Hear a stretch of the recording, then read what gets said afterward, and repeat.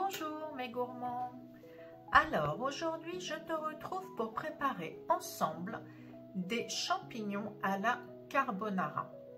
Si tu aimes les champignons et si tu aimes la sauce carbonara avec les lardons et la crème fraîche, franchement n'hésite pas, fonce sur cette recette car c'est vraiment délicieux. Tu peux les manger tout seul, comme ça en accompagnement d'une viande ou d'un poisson, ou même les accompagner d'un peu de pâte si tu veux mélanger ou pas, c'est comme tu le souhaites. Alors, pour cette recette, c'est tout simple. Tu vas voir, on a besoin de champignons, moi je les prends en conserve et entiers, j'en ai pris 2 boîtes. Ensuite, des lardons de volaille fumés, de la crème fraîche épaisse. On va prendre 2 œufs, mais on va utiliser que les jaunes. Et pour l'assaisonnement, on va avoir besoin de l'huile d'olive, d'un peu de persil, du mélange à la provençale, et voilà, c'est tout. Tu vois, ce sont vraiment des ingrédients tout simples qui ne coûtent pas cher et qu'en général, on peut avoir dans nos placards.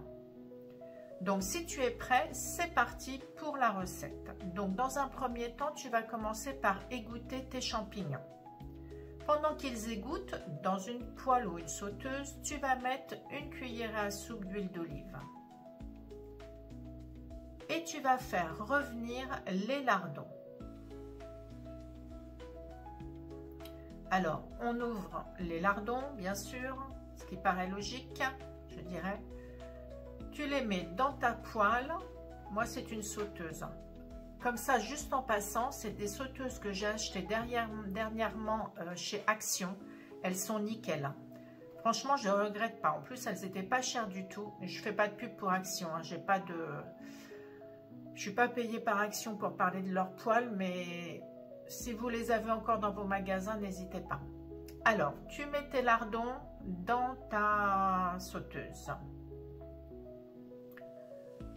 On va venir assaisonner. Donc, moi, je mets du poivre du moulin,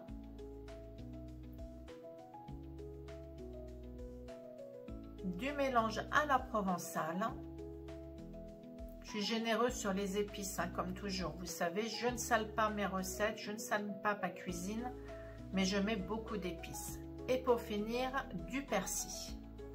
Là, tu mélanges et tu vas laisser revenir tes lardons à feu vif. Quand tes lardons sont bien revenus, tu vas ajouter les champignons que tu avais auparavant égouttés, bien sûr. Tu mélanges bien et tu laisses à feu moyen le temps de réchauffer les champignons. Surtout, tu mélanges bien. Il faut bien que tes champignons soient enrobés avec les épices et les lardons. Moi, j'en profite pour assaisonner à nouveau. Parce que le champignon est quand même un légume qui est fade. Donc, je remets du poivre du moulin, du mélange à la provençale et je vais finir par le persil.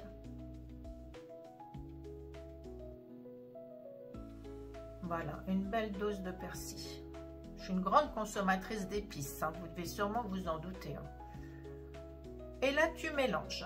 Et tu laisses réchauffer donc à feu moyen tranquillement.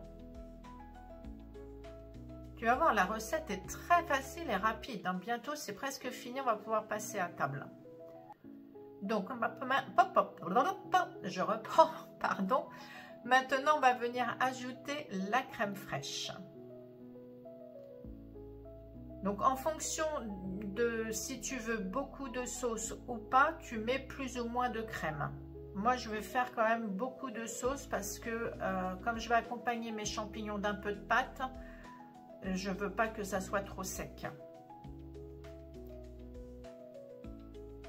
Quand ta crème est bien liée et que ton plat est chaud, que ta crème fraîche et tes champignons sont bien chauds, tu viens ajouter les 2 jaunes d'œufs. Tu ne mets pas le blanc surtout, hein, on ne veut pas faire une omelette, hein, on va mettre que le jaune. Le jaune va te permettre de lier le tout. Si tu ne veux pas, tu n'en mets pas. C'est tout simple. Et voilà, une fois que tout est bien chaud, c'est prêt à passer à table.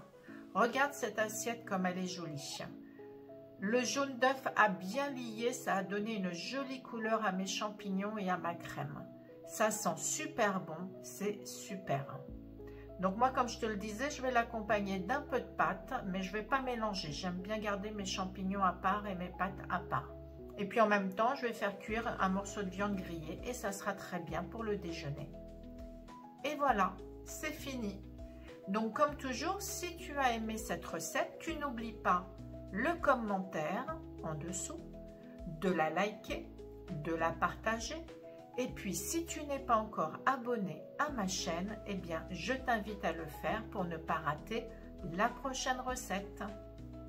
Voilà, je te souhaite un bon appétit et je te dis à très vite. À bientôt. Bye bye.